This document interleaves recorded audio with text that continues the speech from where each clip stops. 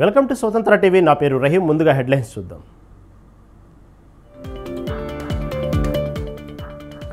Rajnath సింగ్తో CM Revanth భేటీ, రక్షణ శాఖ భూముల బదలాయింపులపై భేటీ.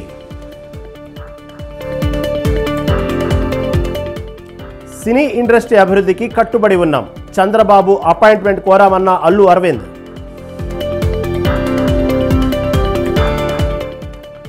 జూడాలతో ముగిసిన మంత్రి రాజా నరసింహ సమావేశం, మంత్రితో చర్చలు అసంపూర్తిగా ముగిశాయన్న జూడాలు.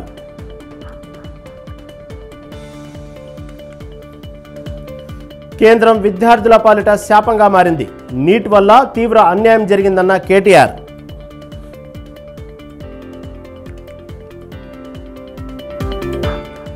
రాజ్యసభ పక్ష నేతగా జేపీ నడ్డా నియామకం, పీయూష్ గోయల్ స్థానంలో నియామకం.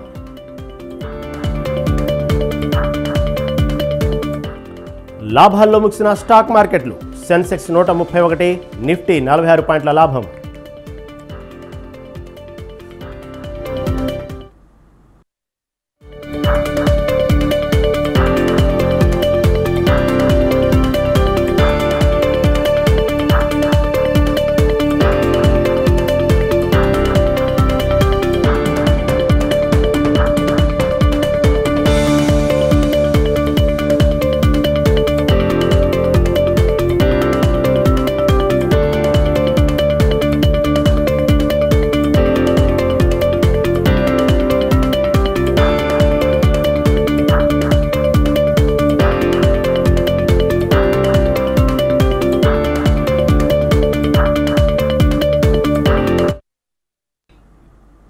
బ్రేకింగ్ న్యూస్ చూస్తున్నాం. మల్కాజ్గిరి ఎమ్మెల్యే మర్రి రాజశేఖర్ రెడ్డి వినూత్న నిరసన తెలిపారు.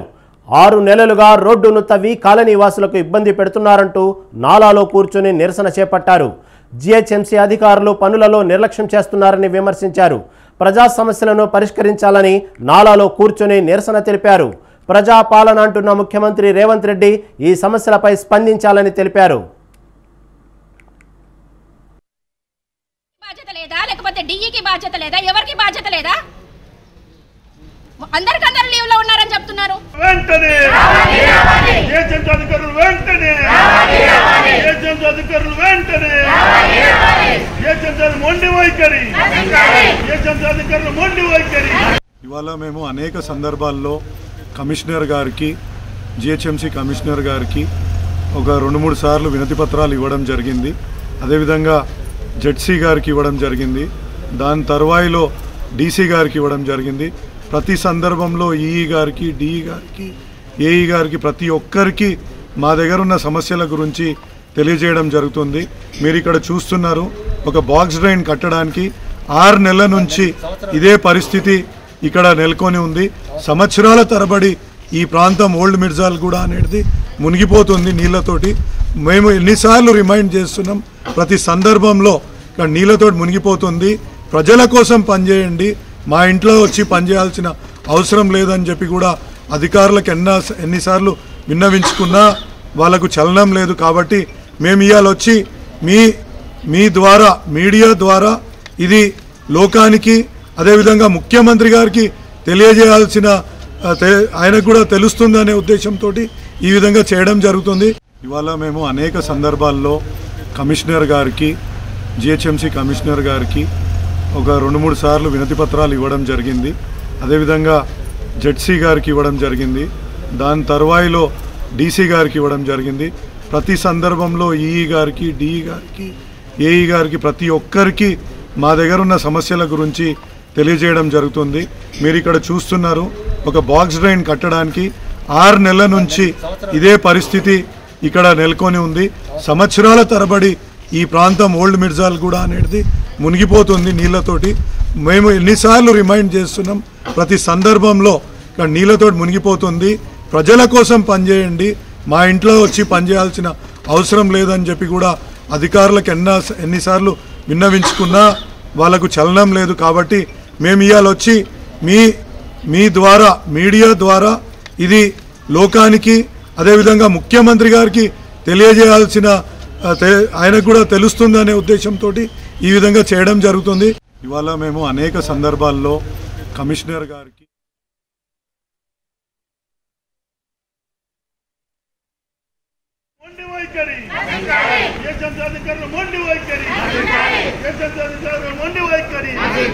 జై తెలంగాణ, జై తెలంగాణ, జై తెలంగాణ, జై తెలంగాణ. అధికారులు వెంటనే వద్దురా నాయన, వద్దురా నాయన, వద్దురా నాయన, వద్దురా నాయన, జై తెలంగాణ. ఏసీ రూమ్లలో కూర్చొని ఏం చేస్తున్నట్టు? ఇప్పుడు రావాలి ఇక్కడికి. మేము గంటన్నర నుంచి చేస్తున్నాం ఇక్కడ ధర్నా. ఏ ఒక్కరు కూడా గతిలేరు ఇక్కడ. అరే ఏఈకి బాధ్యత లేదా, లేకపోతే డిఈకి బాధ్యత లేదా, ఎవరికి బాధ్యత లేదా?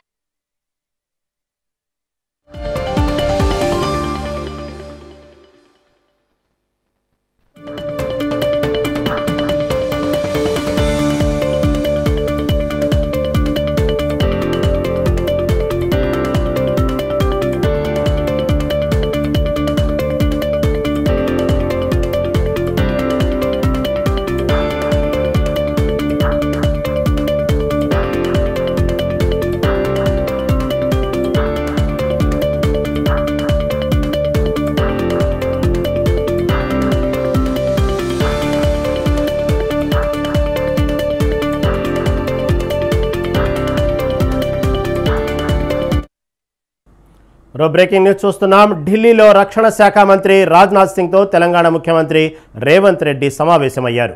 ఈ సందర్భంగా తెలంగాణలోని వివిధ రక్షణ శాఖ భూముల బదలాయింపులపై విజ్ఞప్తి చేశారు. హైదరాబాద్లో రోడ్లు, ఎలివేటెడ్ కారిడార్ల నిర్మాణం కోసం రక్షణ శాఖ భూమిని అప్పగించాలని కోరారు. అలాగే కరీంనగర్, రామగుండం కనెక్టివిటీ కోసం రక్షణ శాఖ భూముల అప్పగింతపై కూడా విజ్ఞప్తి చేశారు.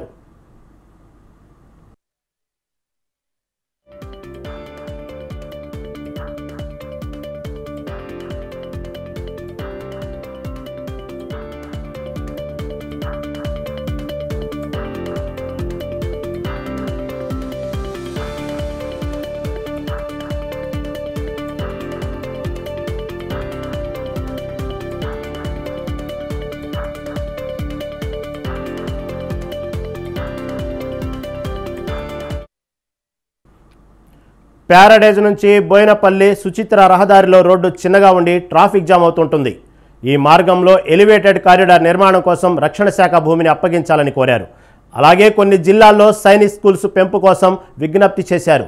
సీఎం రేవంత్ వెంట కాంగ్రెస్ ఎంపీలు కడియం కావ్య, చామల కిరణ్ కుమార్ రెడ్డి తదితర ఎంపీలు కూడా ఉన్నారు. దీనిపై మరింత సమాచారం మా బ్యూరో చీఫ్ నరేష్ అందిస్తారు.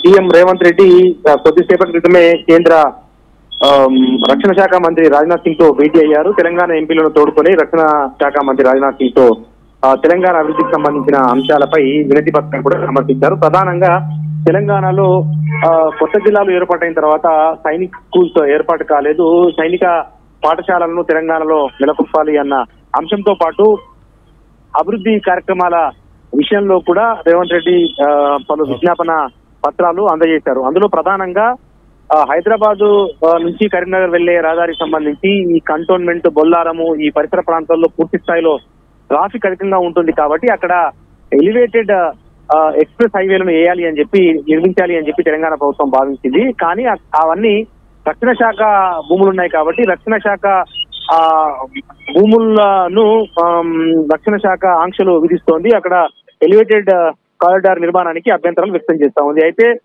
గతంలో రేవంత్ రెడ్డి ముఖ్యమంత్రిగా అయిన తర్వాత 2-3 సార్లు కేంద్ర ప్రభుత్వం సంప్రదింపులు జరిపారు. అయితే కొంత భూమిని తెలంగాణ ప్రభుత్వానికి రక్షణ శాఖ అలాట్ చేసింది. అయితే ఆ భూమి సరిపోదు, అంతకు మించిన భూమి ఇవ్వాలి. దాంతో పాటు ఎక్కువ ఎత్తులో ఎలివేటెడ్ కారిడార్ నిర్మించకూడదు అని చెప్పి కూడా రక్షణ శాఖ చెప్తోంది. ఎందుకంటే ఆ రక్షణ శాఖ ఆ రహదారి ఇరుపక్కల రక్షణ శాఖ కొన్ని కార్యాలయాలు ఉన్నాయి, అక్కడ దానికి సంబంధించిన నిఘా ఉంటుంది కాబట్టి మీరు తక్కువ ఎత్తులో నిర్మించాలి అని చెప్పి కూడా చెప్పారు. సో దీనికి సంబంధించి కూడా రక్షణ శాఖ అనుమతులు తీసుకునేందుకు రేవంత్ రెడ్డి రక్షణ శాఖ మంత్రితో భేటీ అయ్యారు. దాంతో పాటు పరి నియోజకవర్గ పరిధిలో ఒక 2000 ఎకరాలను కేంద్ర ప్రభుత్వం తన రక్షణ అవసరాల కోసం తెలంగాణ రాష్ట్రం నుంచి కోరుతోంది. ఎందుకంటే నావికి సంబంధించిన ఒక రాడార్ కేంద్రాన్ని ఏర్పాటు చేయాలి అని చెప్పి కూడా రక్షణ శాఖ ఎంతో కాలంగా ప్రయత్నిస్తుంది. అయితే గత ప్రభుత్వం సహకరించలేదు. తెలంగాణ కేసీఆర్ నేతృత్వంలో రాష్ట్ర ప్రభుత్వం సహకరించలేదు. కాబట్టి ఈ రాష్ట్ర ప్రభుత్వం సహకరించి పరిగి ప్రాంతంలో, ఎందుకంటే తన వ్యూహాత్మక ప్రాంతంలో పరిగి ఉంటుంది కాబట్టి అక్కడ తెలంగాణ ప్రభుత్వానికి చెందిన భూమిని రక్షణ శాఖకు బదలాయిస్తే అంతే స్థాయిలో రక్షణ శాఖ భూములను తెలంగాణ అభివృద్ధి అవసరాల కోసం మేము బదలాయిస్తామని చెప్పి కేంద్ర ప్రభుత్వం నుంచి ఒక ప్రతిపాదన ఉంది. ఆ ప్రతిపాదనకు సంబంధించి కూడా ఇచ్చిపుచ్చుకునే అంశాల మీద కూడా రక్షణ శాఖ మంత్రి రాజ్నాథ్ సింగ్ తో రేవంత్ భేటీ అయినట్టుగా సమాచారం అంతా ఉంది. Right. Okay, right. Thank you Naresh. Thank you for your updates.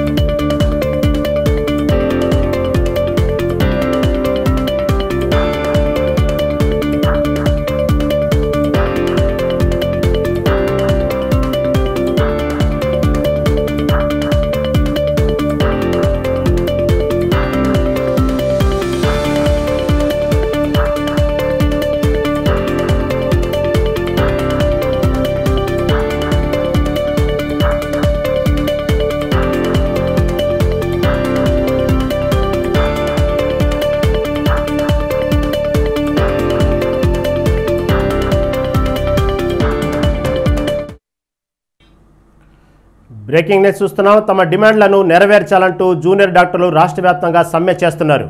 వైద్య ఆరోగ్య శాఖ మంత్రితో జూనియర్ డాక్టర్లు చర్చలు జరిపారు.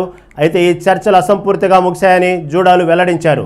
కొన్ని అంశాలపై మంత్రి సానుకూలంగా స్పందించారని, మరికొన్ని అంశాలపై మరోసారి చర్చించాలని నిర్ణయించినట్లు తెలిపారు. ఆయా అంశాలపై ప్రతిపాదనలు మంత్రి ఉన్నతాధికారులకు పంపించినట్లు జూడాలు తెలిపారు.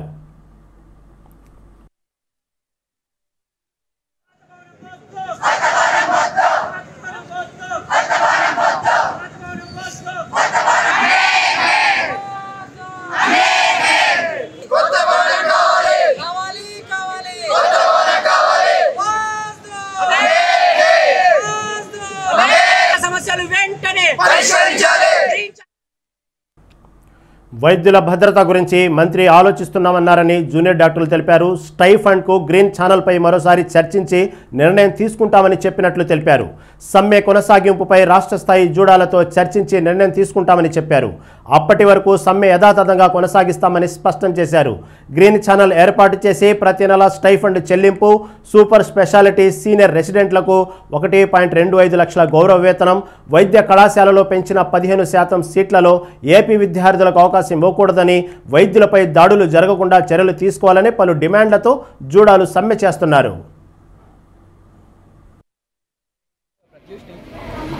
ఇక్కడ సిద్దిపేట జూడా ప్రెసిడెంట్ని రేపు ఇక్కడ గవర్నమెంట్ మెడికల్ కాలేజ్ సిద్దిపేటలో తెలంగాణ జూడా ద్వారా అనౌన్స్ చేసిన వల్ల స్ట్రైక్లో పాల్గొంటున్నాం. ఈరోజు తెలంగాణ రాష్ట్రంలో ఉన్న మెడికల్ కాలేజెస్లో జూనియర్ డాక్టర్స్ అందరూ స్ట్రైక్ మీదకున్నాము. మా డిమాండ్స్ ఏంటంటే, first thing regularisation of stipends and green channel. ప్రతిసారి మాకు స్టైఫండ్ కావాలంటే ఒక 2-3 నెలలు ఆగిన తర్వాత అధికారులకు రిక్వెస్ట్ చేస్తే కానీ స్టైఫండ్ పడతలేదు. ఇలా రిక్వెస్ట్ చేసి కొన్నిసార్లు స్ట్రైక్ నోటీస్ ఇస్తే అప్పుడు స్టైఫండ్స్ పడుతున్నాయి. అండ్ ఇది ఇప్పుడు కొత్తగా వచ్చిన ప్రాబ్లం కాదు, ఎన్నో సంవత్సరాల నుంచి వచ్చిన ప్రాబ్లం. మా సీనియర్స్ ఎఫెక్ట్ అయ్యారు, మేము ఎఫెక్ట్ అవుతున్నాం. ఇప్పుడు ఏం చేయకుంటే మా జూనియర్స్ కూడా ఎఫెక్ట్ అవుతారు. ఇది ఎప్పటికీ అలాగే నడుస్తుంది. మాకు రెగ్యులరైజేషన్ ఆఫ్ స్టైఫండ్స్ కావాలి. నేను డాక్టర్ ప్రత్యూష్ని ఇక్కడ సిద్దిపేట జూడా ప్రెసిడెంట్ని రేపు ఇక్కడ గవర్నమెంట్ మెడికల్ కాలేజ్ సిద్దిపేటలో తెలంగాణ జూడా ద్వారా అనౌన్స్ చేసిన వల్ల స్ట్రైక్లో పాల్గొంటున్నాం. ఈరోజు తెలంగాణ రాష్ట్రంలో ఉన్న మెడికల్ కాలేజెస్లో జూనియర్ డాక్టర్స్ అందరూ స్ట్రైక్ మీదకున్నాము. మా డిమాండ్స్ ఏంటంటే, ఫస్ట్ థింగ్ రెగ్యులరైజేషన్. ప్రభుత్వం పార్టీ బాధ్యతలు రెండు సీఎం రేవంత్కి రెండు పడవల ప్రయాణంగా విషమ పరీక్షగా మారుతున్నాయి. ప్రభుత్వంగా అభివృద్ధి కార్యక్రమాలు లేదనకుండా అడపాదడప చేపడుతూనే మరొక వైపు పార్టీ బలోపేతం చేయకపోతే మొదటికే మోసం అని భావిస్తున్నారు. అసెంబ్లీ పార్లమెంట్ ఎన్నికల్లో పార్టీకి సంబంధం లేని పారాషూట్ లీడర్స్కి టికెట్లు కట్టబెట్టడంతో తాత్కాలిక ప్రయోజనాలు పొందినప్పటికీ దీర్ఘకాలికంగా పార్టీని నమ్ముకున్న శ్రేణులకు నిరాశ మిగిలింది. అయితే పార్టీ పటిష్టం కోసం ప్రక్షాళన తప్పదా? అందుకు అధిష్టానం మొదలుపెట్టిన పనులు ఏంటి? Watch the story.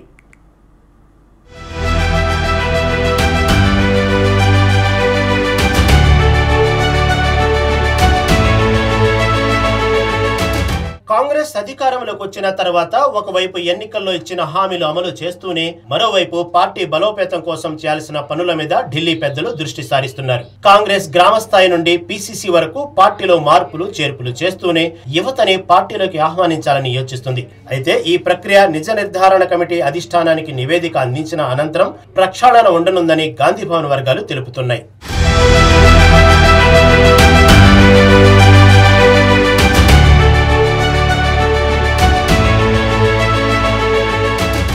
రాష్ట్ర ఏర్పాటు అనంతరం తెలంగాణ ఇచ్చినామని ప్రజలకు విన్నవించడంలో విఫలమై అధికారానికి దూరమైంది కాంగ్రెస్. 10 ఏళ్ల బీఆర్ఎస్ పాలనలో జరిగిన అక్రమాలు, అవినీతి, కుటుంబ పాలనని జనాల్లోకి తీసుకువెళ్లి కాంగ్రెస్ అధికారం తీసుకురావడంలో రేవంత్ సక్సెస్ అయ్యారు. కాంగ్రెస్ అధికారంలోకి రావడంలో కాంగ్రెస్ కార్యకర్తలతో పాటు ప్రజా సంఘవాదుల ప్రయత్నాలు కూడా ముందుగా ఉన్నాయి. తెలంగాణ వచ్చిన తరువాత 10 ఏళ్లలో కాంగ్రెస్ లో గెలిచిన ఎమ్మెల్యేలు, ఎంపీలు, మాజీ మంత్రులు, మాజీ ఎంపీలు ఇలా ముఖ్యమైన నేతలు అంతా చేయి విడిచి అప్పట్లో అధికారంలో ఉన్న కారు ఎక్కారు. 2024 అసెంబ్లీ ఎన్నికలకు ముందు చాలా చోట్ల నియోజకవర్గ ఇన్ఛార్జీలు కానీ సీనియర్ నాయకులు లేక కాంగ్రెస్ చాలా ఆటుపోట్లు ఎదుర్కొంది. అయితే 10 ఏళ్ల బీఆర్ఎస్ పాలన మీద జనాలు విసిగెంతడం కాంగ్రెస్ కి కలిసి వచ్చింది. అందుకే కాంగ్రెస్ గెలిచిన మెజార్టీ సీట్లలో మొదటిసారి ఎమ్మెల్యేగా గెలిచిన నాయకులే ఎక్కువగా ఉన్నారు. పార్టీ బలోపేతంలో భాగంగా ఆపరేషన్ ఆకర్ష్ మీద ఫోకస్ పెట్టారు. అసెంబ్లీ సమావేశాల కంటే ముందే కాంగ్రెస్ పాత నేతల రాకతో పార్టీని పటిష్టం చేసుకోవాలని చూస్తున్నారు. కానీ క్యాడర్ మధ్య చిచ్చు పెట్టే అవకాశం కూడా లేకపోలేదు.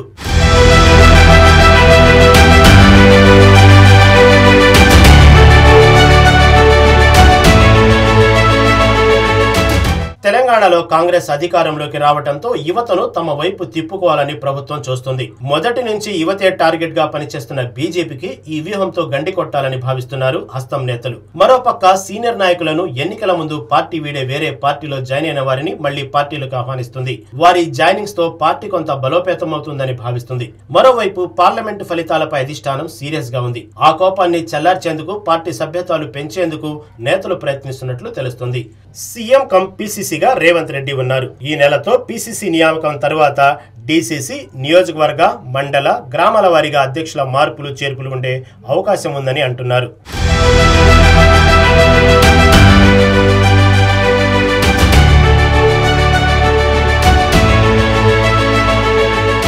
పార్లమెంట్ ఎన్నికల్లో పూర్ పెర్ఫార్మెన్స్ కనబర్చిన నేతల లిస్టు నిజ నిర్ధారణ కమిటీ అధిష్టానానికి పంపి ప్రక్షాళన పనులు మొదలుపెట్టి పార్టీ బలోపేతం కోసం కాంగ్రెస్ అడుగులు ముందుకు వేయడం మంచి పరిణామమే. అయినా పాత కొత్త లీడర్స్, కేడర్ కలయిక ఎలా సమన్వయం చేసుకుంటారో కానీ పార్టీ బలోపేతం మాత్రం పాత కొత్త మేలు కలయిక మేలు చేస్తుందని రాష్ట్ర పార్టీ పెద్దలు భావిస్తున్నారు.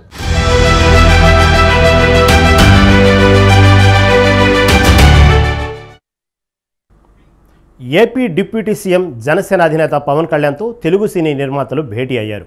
చిత్ర పరిశ్రమ సమస్యలు, రాష్ట్రంలో సినీ రంగం విస్తరణకు ఉన్న అవకాశాలు తదితర కీలక అంశాలపై చర్చించారు.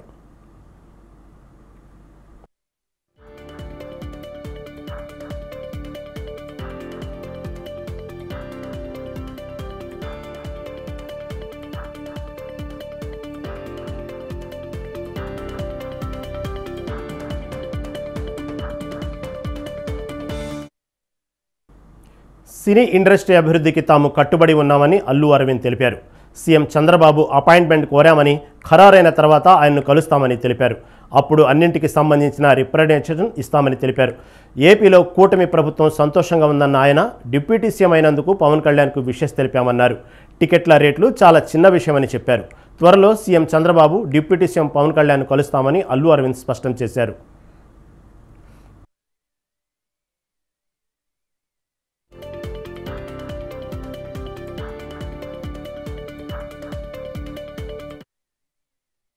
కలవడానికి వచ్చాము. ఇది ఒక గుడ్ విల్ విజిట్. ఈ విజిట్ లో ఏంటంటే మేము కులాసాగా మాట్లాడుకోవడం కాకుండా మేము ప్రత్యేకంగా వచ్చింది chief minister, honourable chief minister గా అపాయింట్మెంట్ ఇస్తే మా ఇండస్ట్రీ మొత్తం తరలి వచ్చి, అంటే మా ఛాంబర్ ఇతర అన్ని అసోసియేషన్స్ కలిపి ఒకసారి వచ్చి చీఫ్ మినిస్టర్ గారిని, ఉప ముఖ్యమంత్రి పవన్ కళ్యాణ్ గారిని, వీరందరినీ అభినందించడానికి ఒక రోజు మాకు అపాయింట్మెంట్ ఇప్పించండి అని అడగడానికి వచ్చాం. వారు తప్పకుండా త్వరలో అది చేస్తామన్నారు. ఆ పని మీద వచ్చాం. చాలా మనస్ఫూర్తిగా కాసేపు మాట్లాడి చాలా ఆనందపడ్డాం. త్వరలో మళ్ళీ total representation of the film industry తోటి ఇక్కడికి వచ్చి వారిని అభినందించడానికి మళ్ళీ వస్తాం. Thank you. ఏమీ లేదు. మీరనే టికెట్ అనేది చాలా చిన్న విషయం అండి, దాని గురించి రాలేదు. ఇండస్ట్రీలో విషయాలు కొన్ని మాట్లాడుకున్నాం, కానీ రిప్రజెంటేషన్ వస్తుంది కదా అప్పుడు. రైతాంగానికి వ్యవసాయం అంటే దండగ కాదు, పండగ చేయాలన్న లక్ష్యంతోనే రైతు రుణమాఫీ అమలు చేస్తామంటూ చెబుతుంది తెలంగాణ ప్రభుత్వం. అంతేకాదు, గత బీఆర్ఎస్ ప్రభుత్వం విడతల వారీగా రుణమాఫీ చేయగా తాము మాత్రం ఏకకాలంలో 2 లక్షల వరకు ఉన్న పంట రుణాలను మాఫీ చేయాలని నిర్ణయించినట్లు ప్రకటించారు. అటు రైతు భరోసాపై త్వరలోనే మంత్రివర్గ ఉపసంఘం విధి విధానాలు ఖరారు చేస్తుందని చెప్పుకొచ్చారు రేవంత్ రెడ్డి. మరోవైపు ఆగస్టు 15 డెడ్లైన్ కావడంతో నిధులను సమకూర్చేందుకు అందుబాటులో ఉన్న అన్ని మార్గాలను వెతుకుతుంది రేవంత్ సర్కార్.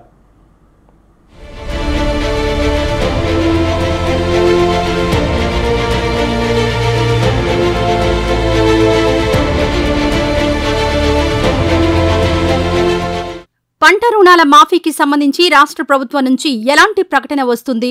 ఏకకాలంలో 2 లక్షల లోపు ఉన్న రుణాలను మాఫీ చేస్తారా, లేదంటే విడతల వారీగా అమలు చేస్తారా? తెలంగాణ రాష్ట్ర మంత్రివర్గ సమావేశం వేళ కర్షకుల్లో ఎన్నో సందేహాలు. ఇప్పుడు వాటన్నింటికీ సమాధానం దొరికింది. రైతన్నలకు శుభవార్త చెప్పింది రేవంత్ రెడ్డి సర్కార్.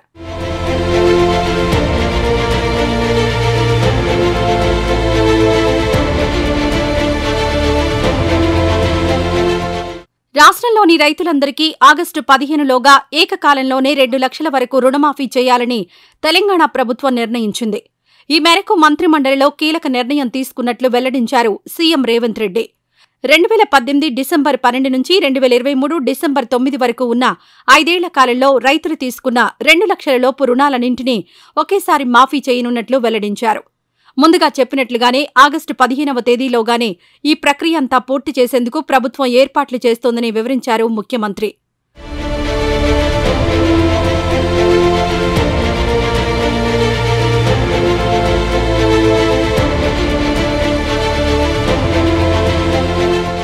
రైతు రుణమాఫీ, రైతు భరోసా అంశాలపైనే ప్రధానంగా మంత్రివర్గంలో చర్చ జరిగింది. ఈ భేటీలోనే రుణమాఫీ విధి విధానాలపై పూర్తిస్థాయిలో మంత్రివర్గం చర్చించింది. 2022 మే 6న వరంగల్లో రైతు డిక్లరేషన్ ప్రకటించిన రాహుల్ గాంధీ హామీని నెరవేర్చడంలో భాగంగా రుణమాఫీని అమలు చేసేందుకు సిద్ధమవుతున్నట్లుగా వెల్లడించారు సీఎం రేవంత్. మాట ఇస్తే మడమ తిప్పని నాయకులు సోనియా గాంధీ, మల్లికార్జున ఖర్గే, రాహుల్ గాంధీ అంటూ ఈ సందర్భంగా చెప్పుకొచ్చారు సీఎం రేవంత్.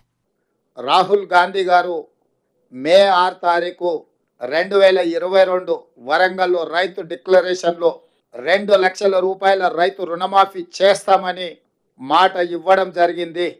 చాలా సందర్భాలలో చాలామంది నాయకులు, రాజకీయ పక్షాలు, విశ్లేషకులు కూడా గతంలో ఉన్న పాలకుల యొక్క ప్రకటనలు, నిర్ణయాలను దృష్టిలో పెట్టుకొని కాంగ్రెస్ పార్టీ కూడా అలవి కానీ అమలు చేయలేని హామీలు ఇచ్చిండ్రు అన్నట్టుగా చర్చలు, విశ్లేషణలు చేయడం మొదలుపెట్టిండ్రు. అందుకే ఈ మంత్రివర్గంలో ఇచ్చిన మాట ప్రకారం 2 లక్షల రూపాయల రైతు రుణమాఫీ చేయాలి అని మా మంత్రివర్గం పూర్తి స్థాయిలో విశ్లేషించి, చర్చించి, వివిధ బ్యాంకులలో ఉన్న రుణాలకు సంబంధించిన వివరాలు సేకరించి వాటన్నిటిని క్రోడీకరించి ఆ రైతు రుణమాఫీ చెయ్యాలి అని మేము నిర్ణయం తీసుకున్నాం. మరోవైపు గత ప్రభుత్వం 2 విడతలుగా రుణమాఫీ చేసిందన్నారు సీఎం రేవంత్ రెడ్డి. తొలిసారి 2014 మార్చి 31ని కటాఫ్గా తీసుకుని 16,000 కోట్లు రైతుల ఖాతాల్లో వేసిందన్నారు. రెండోసారి 2018 డిసెంబర్ 11 కటాఫ్గా తీసుకుందన్నారు. రెండోసారి 12,000 కోట్లు జమ చేసిందన్నారు. 2 విడతలు కలుపుకుంటే మొత్తం 28,000 కోట్ల మేర కేసీఆర్ సర్కార్ రుణమాఫీ కోసం ఖర్చు చేసిందన్నారు ముఖ్యమంత్రి. తమ ప్రభుత్వం మాత్రం 2018 డిసెంబర్ 12 నుంచి 2023 డిసెంబర్ 9 వరకు కటాఫ్గా నిర్ణయించినట్లు వెల్లడించారు. అదే సమయంలో ఒకేసారి మాఫీ చేస్తున్నామని, ఇందుకోసం 31,000 కోట్లు ఖర్చవుతుందన్నారు. గత ప్రభుత్వం 4 విడతల్లో మాఫీ చేస్తామని, వడ్డీ చెల్లిస్తామని చెబుతూ వాయిదా వేయడమే కాకుండా రైతుల ఆత్మహత్యలకు కారణమైందని తెలంగాణ రాష్ట్రం వచ్చిన తర్వాత గత ప్రభుత్వం 2 సార్లు ప్రభుత్వాన్ని ఏర్పాటు చేసినప్పుడు 2014 నుంచి 2018, 2018 నుంచి 2023 వరకు మార్చి 31, 2014 తారీఖు వరకు కట్ ఆఫ్ డేట్ తీసుకొని ఆనాటి ప్రభుత్వం రైతు రుణమాఫీ చేస్తే 16,000 కోట్ల రూపాయలు రైతుల ఖాతాలలో వేయడం జరిగింది. రెండోసారి ప్రభుత్వం ఏర్పడిన తర్వాత డిసెంబర్ 11, 2023 వరకు కట్ ఆఫ్ డేట్ తీసుకొని వాళ్ళు చేసిన రుణమాఫీ రైతుల ఖాతాలో వేసిన నిధులు 12,000 కోట్ల రూపాయలు. 10 సంవత్సరాలల్లా 2 విడతలల్లా చంద్రశేఖరరావు గారు చేసిన రైతు రుణమాఫీ రైతులకు చెల్లించిన నిధులు 28,000 కోట్ల రూపాయలు. మా ప్రభుత్వం డిసెంబర్ 12, 2018 తారీఖు నుంచి మొదలుపెట్టి 9, 12, 2023 వరకు ఈ రాష్ట్రంలో ఉన్న రైతులు తీసుకున్న 2 లక్షల రూపాయల వరకు రుణమాఫీని చెయ్యాలని మా ప్రభుత్వము ఈ మంత్రివర్గంలో నిర్ణయం తీసుకున్నది. ఈ రుణాలు మాఫీ చేయడానికి దాదాపుగా 31,000 కోట్ల రూపాయలు అవసరమవుతున్నది. మరోవైపు రైతు భరోసాపైన విస్తృతంగా చర్చించింది తెలంగాణ మంత్రివర్గం. దీనిపై ఎన్నో ఆరోపణలున్నాయన్న ముఖ్యమంత్రి అపర కుబేరులకు సైతం రైతు బంధు నిధులిచ్చారని విమర్శించారు. తాము మాత్రం అందరితో చర్చించి వారి సూచనలు, సలహాలు తీసుకుని రైతు భరోసా పథకాన్ని మరింత సమర్థవంతంగా అర్హులకు మాత్రమే అందేలా చూస్తామన్నారు. ఈ క్రమంలోనే రైతులు, రైతు కూలీ సంఘాలు, ప్రజా సంఘాలతో చర్చించి విధి విధానాలు రూపొందించేందుకు డిప్యూటీ సీఎం భట్టి విక్రమార్క నేతృత్వంలో మంత్రివర్గం ఉపసంఘాన్ని నియమించారు. జూలై 15 కల్లా ఈ కమిటీ నివేదిక ఇస్తుందని, అనంతరం దాన్ని బడ్జెట్ సమావేశాల్లో ప్రవేశపెట్టి అర్హులైన వారికి రైతు భరోసా అమలు చేస్తామన్నారు సీఎం రేవంత్ రెడ్డి.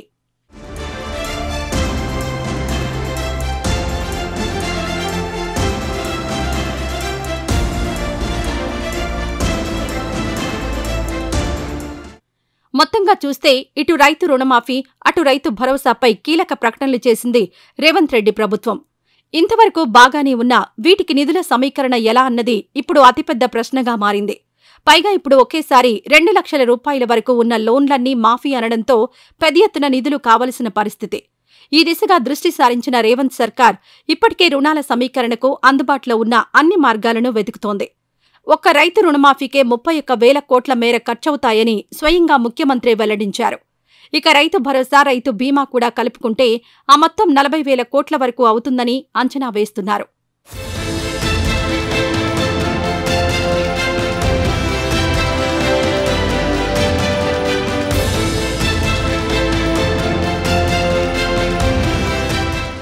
అయితే ప్రతి నెలా రాష్ట్ర ప్రభుత్వానికి సుమారు 14,000 కోట్ల మేర ఆదాయం వస్తుండగా ఇప్పటికే దానికి మించిన ఖర్చులున్నాయి. ఆ ఆదాయం నుంచి ఈ పథకాలకు నిధులు సర్దుబాటు చేయడం సాధ్యపడదని ఆర్థిక శాఖ అంచనా వేస్తోంది. ఇప్పటికే వారానికి ఓసారి 1,000 నుంచి 2,000 కోట్ల దాకా రుణాలను తీసుకొస్తోంది రేవంత్ ప్రభుత్వం. బాండ్ల విక్రయం ద్వారా ఎప్పటికప్పుడు ఇలా తీసుకొస్తూ బండి లాక్కొస్తోంది.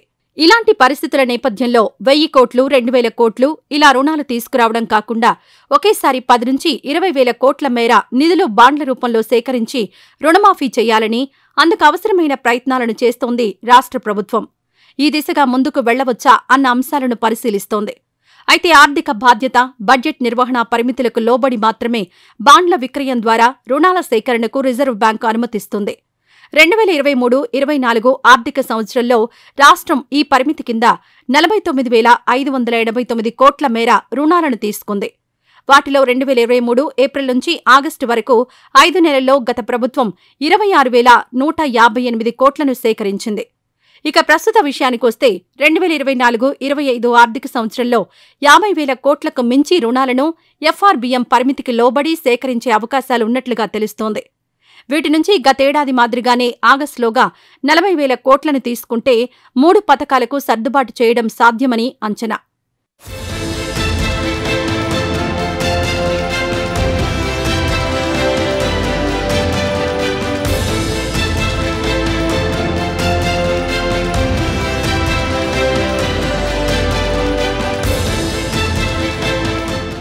ఇక బాండ్ల రూపంలో 2024 ఏప్రిల్ నుంచి ఇప్పటి వరకు 8,246 కోట్లను సేకరించింది. మరో 2,000 కోట్లు ఈ నెల 18న బాండ్ల విక్రయం ద్వారా ప్రభుత్వ ఖాతాలోకి చేరినట్లు తెలుస్తోంది. వీటితో కలిపితే ఈ ఏడాది కింద వచ్చే కోటాలో 10,000 కోట్లు అవుతుండటంతో మరో 30,000 కోట్ల రూపాయలను ఆగస్టులోగా తీసుకునేందుకు ఆర్బీఐ అంగీకరిస్తుందా అన్నది ప్రశ్నార్థకంగా మారింది. ఒకవేళ ఈ విషయంలో ఆర్బీఐ ఒప్పుకోకపోతే ప్రత్యామ్నాయ మార్గాలను అన్వేషిస్తోంది రేవంత్ సర్కార్. ఈ క్రమంలోనే కార్పొరేషన్ ప్రస్తావన వస్తోంది. కొత్తగా రైతు సంక్షేమ అభివృద్ధి కార్పొరేషన్ ఏర్పాటు చేసి దాని తరపున రాష్ట్ర ప్రభుత్వం గ్యారంటీ ఇచ్చి ఒకేసారి 35,000 కోట్ల రూపాయల మేర రుణం తీసుకునే అవకాశం ఉందా అన్న చర్చ కూడా సాగుతోంది. అయితే ఇక్కడే ఓ ప్రశ్న వినిపిస్తోంది. ఏదైనా ఒక కార్పొరేషన్కు ఇంత భారీ స్థాయిలో రుణమివ్వాలంటే దానిని అదే సంస్థ తిరిగి చెల్లిస్తుందని, దానికొచ్చే ఆదాయ మార్గాలను సైతం స్పష్టంగా చూపాల్సి ఉంటుంది. ఒక సంస్థ లేదంటే ఒక పథకం పేరుతో ఇచ్చే రుణం సొమ్మును దానికి మాత్రమే వినియోగించాలని, అలా చేయని పక్షంలో రాష్ట్ర ప్రభుత్వం పూచికత్తు ఇవ్వడం చెల్లదని ఇటీవలే రిజర్వ్ బ్యాంక్ వర్కింగ్ గ్రూప్ సిఫారసు చేసింది. ఈ నేపథ్యంలో వీటితో పాటు రుణ సేకరణకున్న ఇతర అవకాశాలు ఏమిటన్న దానిపై ప్రభుత్వం ఉన్నత స్థాయిలో చర్చలు జరుపుతోందన్న వాదన వినిపిస్తోంది. మొత్తం మీద ఏది ఏమైనా 2 లక్షలలోపు ఉన్న పంటల రుణాల మాఫీని ఆగస్టు 15లోగా ఒకే దఫాలో చేస్తామని తేల్చి చెబుతోంది రేవంత్ ప్రభుత్వం.